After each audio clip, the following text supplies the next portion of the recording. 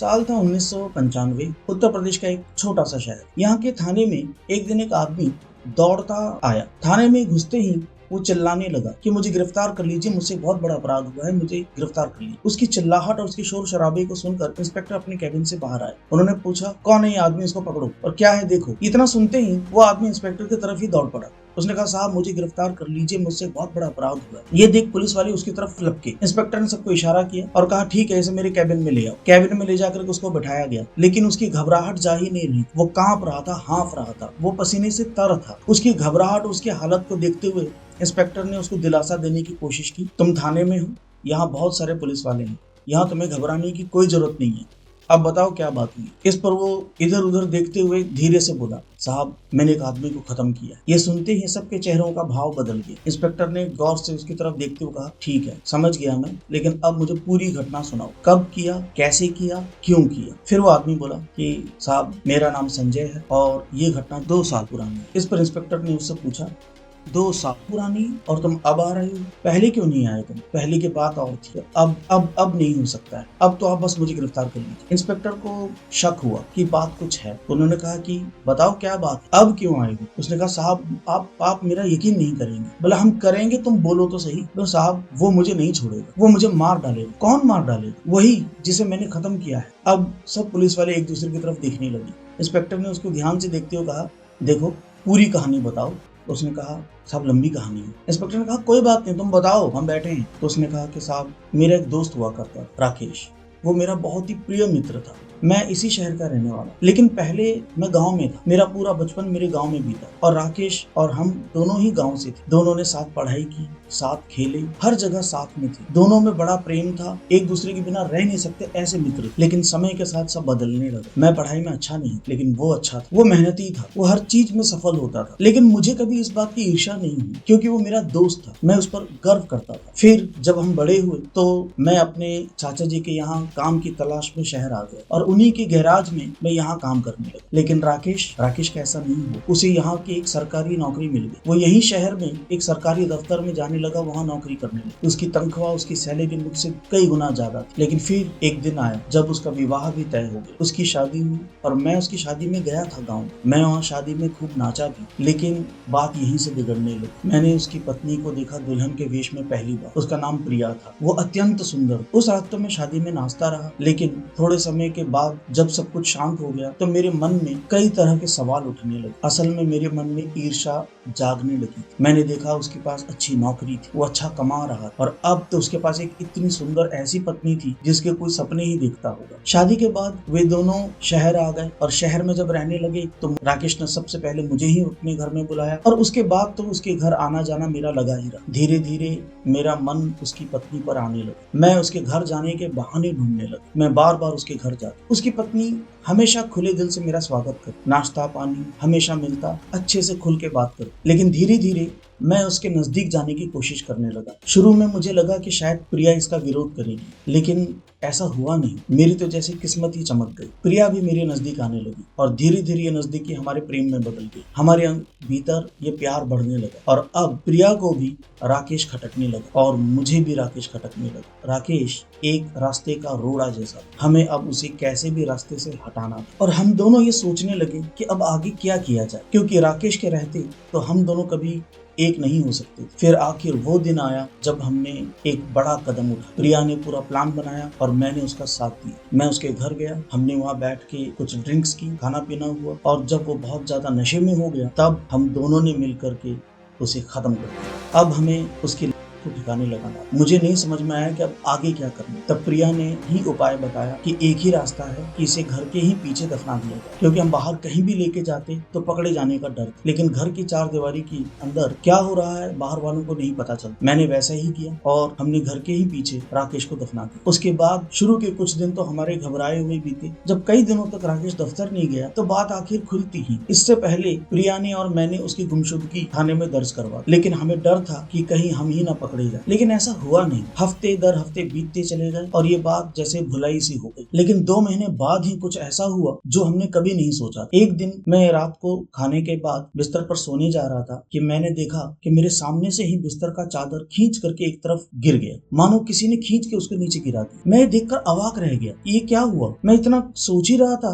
कि पीछे से प्रिया आई और उसने कहा कि ये क्या कर दिया तुमने, अभी तो बिस्तर लगा के गई थी। कह करके उसने चादर उठाया और दोबारा बिस्तर लगाने लगी। मैंने कोई जवाब नहीं दिया, लेकिन थोड़ी देर बाद जैसे ही पूरा बिस्तर लग गया, दोबारा से चादर उछल करके चारपाई के बगल में ही गिर गई। यह देख करके प्रिया और मैं दोनों अवाक रह गए। दोनों एक दूसरे को देखने लगे कि ये क्या हुआ। हमारा मन शंकाओं से भर गया। इस घटना के 1-2 दिन फिर कुछ नहीं हुआ, लेकिन फिर कुछ हुआ जो अजीब था। मैंने देखा कि एक परछाई सी रात के समय हमारे घर से निकल करके बाहर जा रही थी। मैं तुरंत गया उसको देखने के लिए, लेकिन मुझे कोई नहीं मिला। जब मैं घर आया तो प्रिया अपना काम कर रही थी। मैंने प्रिया से पूछा कौन आया था। उसने कहा कोई तो नहीं, तुम ही तो आए हो अभी। मुझे प्रिया पे शक हुआ और उस रात को हम दोनों के बीच काफी लड़ाई हुई। उसके बाद हम दोनों अलग अलग कमरों में सो गए। आधी रात को मेरी नींद खुली तो मुझे कुछ ड्राइंग रूम में कुछ आवाज सुनाई दी। मैं अपने कमरे से बाहर निकला और मैं ड्राइंग रूम में गया देखने के लिए, और तभी मैंने देखा कि एक परछाई जो सीधा प्रिया के कमरे की तरफ गई और दरवाजा खोल के अंदर चली गई। मुझे लगा ये शायद वही आदमी जिसको मैंने शाम को देखा था, और मैं तुरंत लपका प्रिया के कमरे की तरफ और मैंने दरवाजा खोल के अंदर प्रवेश कर दिया और मैंने अंदर से कुंडी लगा दी और मैं देखने लगा कि वो कहाँ है। मैं उसे ढूंढने लगा। मैं बदहवासी में उसे ढूंढे जा रहा था, पर्दे के पीछे, चारपाई के नीचे, अलग अलग जगह। प्रिया की नींद खुल गई थी, वो मुझे देख रही थी, वो मुझे बड़े गुस्से से देख रही थी। फिर उसने कहा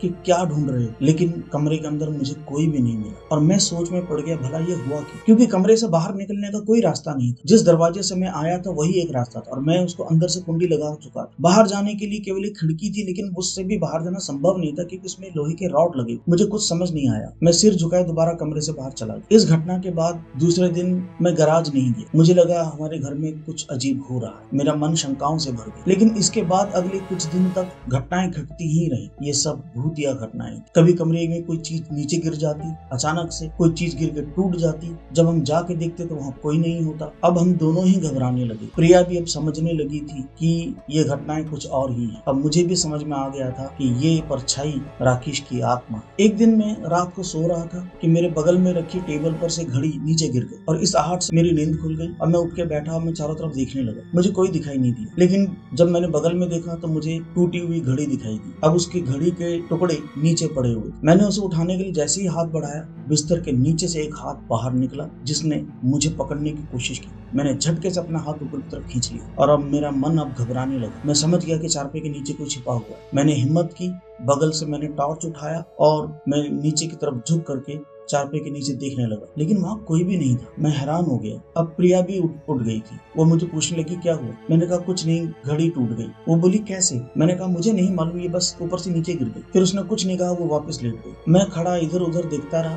अब मुझे समझ नहीं आ रहा था कि क्या हो रहा है। मेरा दिल किया कि एक बार मैं फिर देखूं कि चारपाई के नीचे आखिर क्या है। मैंने चादर उठाया धीरे से और चारपाई के नीचे टॉर्च जलाई। वहां पर राकेश लेटा, यानी कि राकेश की पड़ी हुई। मैं चौंक करके चिल्ला पड़ा और पीछे की तरफ उछल के गिर पड़ा। प्रिया घबरा करके उठी, बोली क्या हुआ। मैंने कोई जवाब नहीं दिया। वो उठकर बिस्तर से नीचे आ गई और मुझे पूछने लगी बार बार, अगर क्या हुआ कुछ तो बोलो। मैंने इशारा किया चारपाई के नीचे की तरफ। वो वहां गई और उसने चादर उठा के नीचे देखा। उसे कुछ नहीं दिखा। उसने टॉर्च जला के अच्छे से देखा, वहां कुछ भी नहीं। फिर वो मुझसे पूछी क्या देखा तुमने। मैंने घबराते हुए कहा मैंने राकेश को देखा। प्रिया की तो मानो होश ही उड़ गई। वो बड़ी बड़ी आंखों से मेरी तरफ देखने लगी। यहाँ इंस्पेक्टर ने उसको बीच में रोकते हुए कहा कि यार ये बताओ बस इतना ही, क्या सिर्फ इन घटनाओं से डर के तुम यहाँ आए हो। संजय ने कहा नहीं साहब, बात सिर्फ इतनी नहीं थी, आगे और कहानी बाकी है। आगे घर में इस तरह की भूतिया घटनाएं बहुत ज्यादा बढ़ गई। अब घर में मुझे परछाइयां दिखने लगी और कई बार तो मुझे परछाई साफ पहचान में आती थी कि ये राकेश ही है। लेकिन ये घटनाएं बढ़ती ही जा रही थी। अब हमारा उस घर में रहना मुश्किल हो। कभी ऊपर वाले कमरे से आवाज आती तो कभी नीचे किचन से आवाज आती, कभी आधी रात को हमारी नींद खुल जाती। हम साथ में नहीं रह पा रहे, हम शांति से जी नहीं रहे। डर डर के दिन और रातें हमारी बीत रही थी। मैं अपने काम में ध्यान नहीं दे पा रहा। गैराज में मेरे चाचा मेरे से परेशान हो रहे। मैं किसी से कहता तो क्या कहता, लेकिन आखिर में मुझे अपने जान पहचान का एक व्यक्ति मिला जो सरकारी नौकरी ही कर रहा था, लेकिन वो एक बहुत बड़ा तांत्रिक था। उसका नाम नितिन गुप्ता था। वो वैसे तो सरकारी नौकर था, लेकिन खाली समय में वो तांत्रिक काम भी किया करता था। तो मेरे कहने पर वो मेरे घर आया, सादे कपड़ों में आया, लेकिन अपने साथ एक छोटा सा थैला लेके आया। उस थैले के अंदर कुछ था। कमरे में आते ही वो पूरे सभी कमरों में, घर में, ऊपर वाले कमरों में, हर जगह घूमने लगा और एक दाहिना हाथ थैले के अंदर डाले हुए और बाएं हाथ से थैले को पकड़े हुए और अंदर कुछ टटोलता हुआ और बीच बीच में अपनी आंखें बंद करके खड़ा हो जाता था। कुछ महसूस करने की कोशिश कर रहा था और सब करने के बाद वो नीचे आया और उसने कहा कि यहाँ एक बड़ी क्रोधित आत्मा का वास है और ये आत्मा बहुत शक्तिशाली है, बहुत क्रोध में है, इतने क्रोध में कि लगता है जैसे किसी की जान ले ले, लेकिन किसकी आत्मा है ये पता नहीं चल रहा है। वो बहुत शक्तिशाली है, वो अपने आप को जाहिर नहीं होने दे। इतना सुनकर प्रिया और मैं एक दूसरे को देखने लगे। हम दोनों ही बहुत घबरा गए। हम जानते थे कि वो कौन है। गुप्ता ने हमें बताया घबराने की कोई आवश्यकता नहीं है, एक तांत्रिक क्रिया होगी, एक पूजा होगी और वो इस घर से उस भूत को यहाँ से भगा देगा या उसका कुछ उपाय कर लेगा या बंधन डाल देगा। यह सुनकर संजय को राहत मिली और उसने कहा कि ठीक है, बताओ क्या करना हो। गुप्ता ने कहा मैं तुम्हें कल एक लिस्ट दूंगा, वो सारे सामान तुम बाजार से ले आओ, हम परसों ही यहाँ एक पूजा करेंगे और उसके बाद तुम्हारा घर बिल्कुल शुद्ध हो जाएगा, तुम आराम से रह सकोगे, कोई घबराने की आवश्यकता, ये काम हो जाएगा। यह सुनकर हम दोनों के ही बहुत राहत मिली। उसके दूसरे ही दिन मैं वो लिस्ट लेकर सारे सामान लाने बाजार चला। आते वक्त लेकिन रास्ते में मेरी चलती हुई बाइक का दाहिने हैंडल का ब्रेक किसने इतना जोर से दबाया कि उसके नीचे मेरी उंगलियां तक दब गई और बाइक बेकाबू होकर के रोड पर गिरा और उसके साथ मैं भी गिरा। मुझे काफी चोटें आई, लेकिन तब तक भीड़ इकट्ठी हो गई, लोगों ने मेरी सहायता की। भगवान का शुक्र था कि बहुत ज्यादा गंभीर चोटें नहीं। लेकिन जब मैं घर लौटा तो प्रिया समझ गई थी कि ये उसी की हरकत। वो नहीं चाहता था शायद कि ये तांत्रिक क्रिया पूरी हो, लेकिन जो भी हो मैं सामान सारे ले आया था और दूसरे दिन ये पूजा होने वाली थी। दूसरे दिन गुप्ता समय पर पहुंच गए और इस वक्त वो कई तरह की माला पहने हुए थे, साथ में कुछ सामान खुद का भी लेके आए थे और बाकी का सामान मैंने खरीद के रखा हुआ। वे बैठे एक चौकी पर और सारा सामान एक एक करके निकाल कर सजाने लगे अपने सामने। लेकिन तभी वो अचानक रुक गए। उन्होंने आंखें बंद की, थोड़ी देर रुके रहे और फिर मेरी ओर देखकर बोले कि बड़ी विचित्र बात है। मैंने कहा क्या हुआ? बोला तुम्हारा घर पूरा शुद्ध है। इसका क्या मतलब? बोला मतलब ये कि यहाँ कोई आत्मा नहीं है। जो मैंने पिछली बार महसूस किया था आज वैसा कुछ भी नहीं है। अब दोनों एक दूसरे का चेहरा देखने लगे। संजय ने कहा कि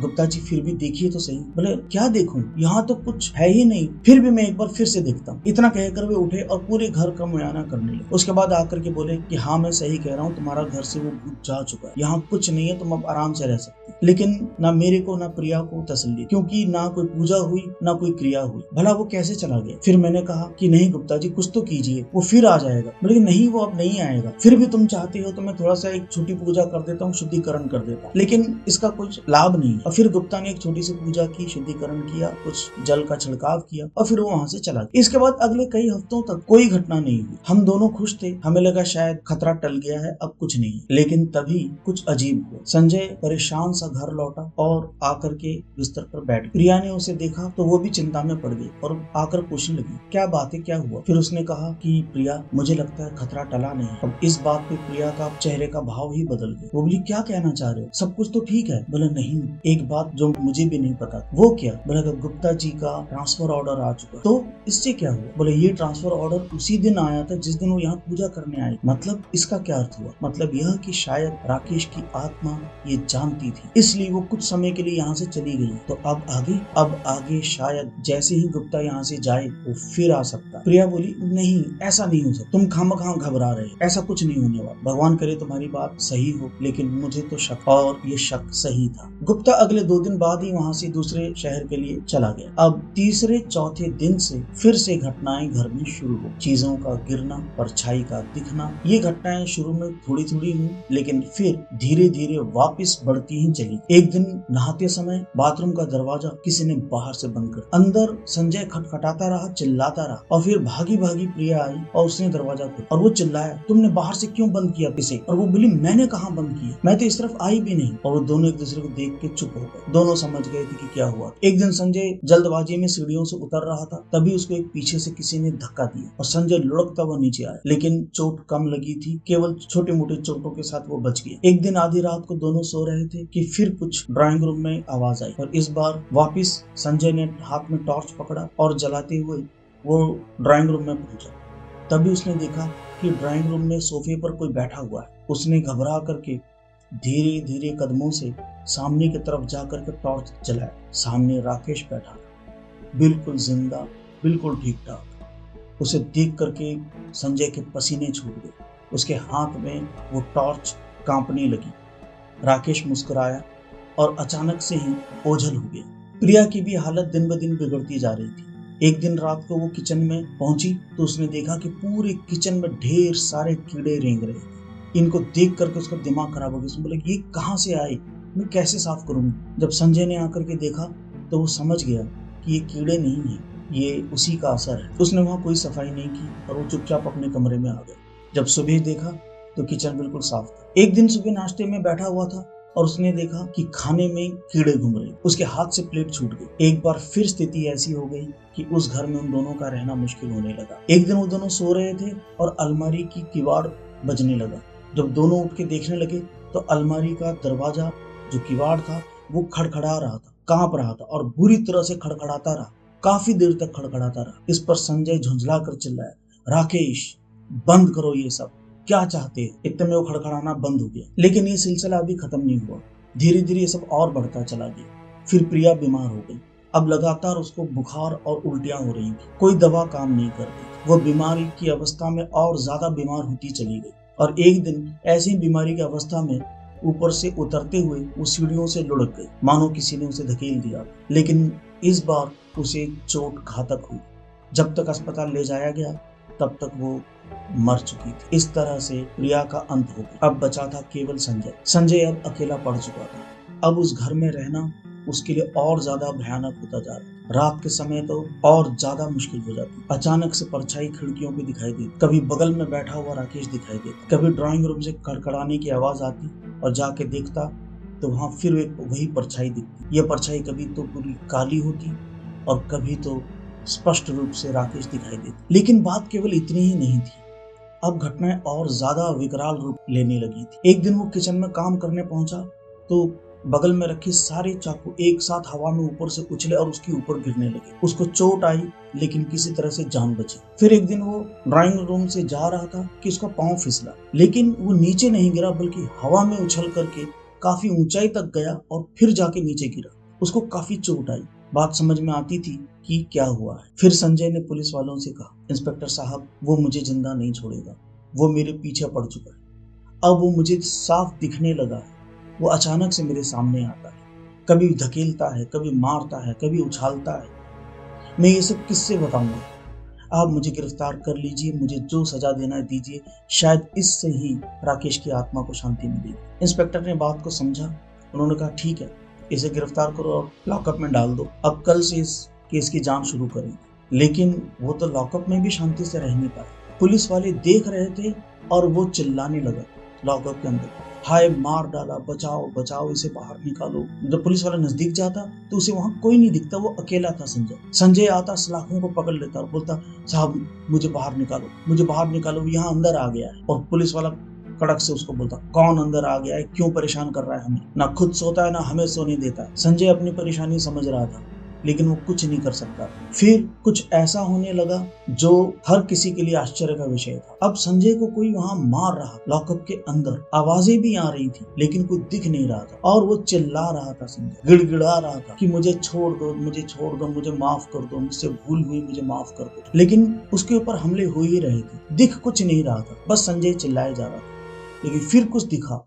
वो वैसे ही हवा में उछला, पूरी ऊपर तक, ऊपर छत तक उछला और फिर ऊपर से नीचे गिरा धड़ाम से। अब पुलिस वाले भी भौचक्के रह गए ये देख करके। उनको समझ नहीं आया कि करें तो क्या करें। वो किसी तरह से लड़खड़ाता हुआ संजय आया और उसने लोहे की सलाखें पकड़ ली। लेकिन फिर देखा कि उसके दोनों पांव हवा में उछल गए थे ऊपर की तरफ और केवल वो सलाखों की मदद से ही टिका हुआ था एक जगह। वो चिल्लाने लगा, मुझे बचा लो, मुझे बचा लो। और वो चिल्ला रहा था, रो रहा था, वो पसीने से लथपथ था, उसके आंखों से आंसू निकल रहे थे और वो चिल्ला रहा था, राकेश मुझे माफ कर दो, मुझे माफ कर दो। लेकिन लग नहीं रहा था कि राकेश उसे माफ कर। और ये थोड़ी देर और चला। उसके बाद सब शांति छा गई। संजय नीचे मूर्छित अवस्था में पड़ा था, लहूलुहान। अब पुलिस वालों ने तुरंत लॉकअप का दरवाजा खोला और उसे एम्बुलेंस में अस्पताल ले गए। लेकिन अस्पताल में ले जाने के रास्ते में ही वो मर चुका था। ये कहानी मैंने बहुत पहले, करीब वही 1995 या 96 के समय एक क्राइम की पत्रिका आती थी जिसमें मैंने इसे पढ़ा था। इस कहानी को मैंने इंटरनेट पर ढूंढने की बहुत कोशिश की कि कुछ लिंक या कुछ सबूत या कुछ उनके फोटो या इस घटना से जुड़ा कोई कुछ मिले, लेकिन मुझे कुछ मिला नहीं इसका। तो मैं केवल कहानी ही आपके सामने बता पा रहा हूँ। अगर आप इस कहानी को जानते हैं, क्योंकि हो सकता है कोई उस समय का हो जो इस कहानी को सुना हो। अगर आपने सुना है ये कहानी, आप ये जानते हैं, तो प्लीज़ इसके विषय में कमेंट में अवश्य बताएं। तो वीडियो कैसा लगा ज़रूर बताएं, कमेंट में अपनी राय दें, और अच्छा लगा हो तो वीडियो को लाइक, शेयर और सब्सक्राइब तो अवश्य ही करें। अगली वीडियो में जल्द मिलते हैं। धन्यवाद।